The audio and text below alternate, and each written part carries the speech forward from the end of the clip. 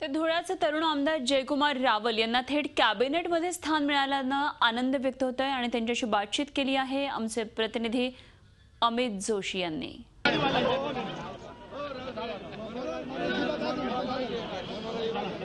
जयकुमार रावल आपल्या बरोबर आहेत। सर्वात प्रथम तुमचं अभिनंदन।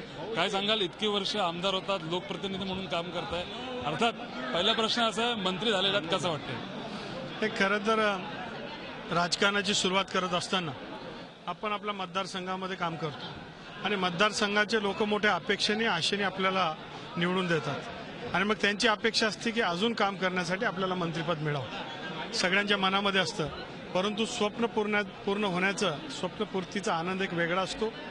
एक प्रकारचं मनामधनं खूप आनंद होतो आणि त्याचबरोबर खांद्यावर खूप जबाबदारीचं ओझं वाटतं की आता जे जे काय आपण सांगितलं ते तर पूर्ण करण्यासाठी प्रयत्न करावा लागेल। अनेक लोकांनी आपल्याला सांगितलेले जे जे काय मागितलेल्या ज्या ज्या काय गोष्टी आहेत ते आपल्या कानात येऊ लागतं आणि आता आपल्याला ते करण्यासाठी मुख्यमंत्री महोदयांनी, माननीय नरेंद्र मोदी, अमित शाह साहेबांनी जबाबदारी दिली।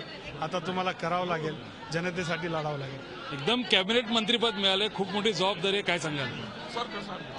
अर्थातच फार मोठी जबाबदारी आहे, परंतु माननीय मुख्यमंत्री साहेबांबरोबर आम्ही सुरुवातीला विरोधी पक्षामध्ये काम करत होतो आणि माननीय मुख्यमंत्री साहेब यांनी आमचे सहकारी म्हणून काम केलं आणि मग आमच्यातले चांगले गुण ओळखतात आणि त्यांनी आम्हाला सांगितलं होतं की आम्हाला ते अध्यक्ष असताना महामंत्री देखील केलं होतं आणि आम्ही त्यांची एक तरुण टीम होती, एक तरुण टीम दिली आणि एवढ्या कमी वयात एवढी मोठी जबाबदारी दिली।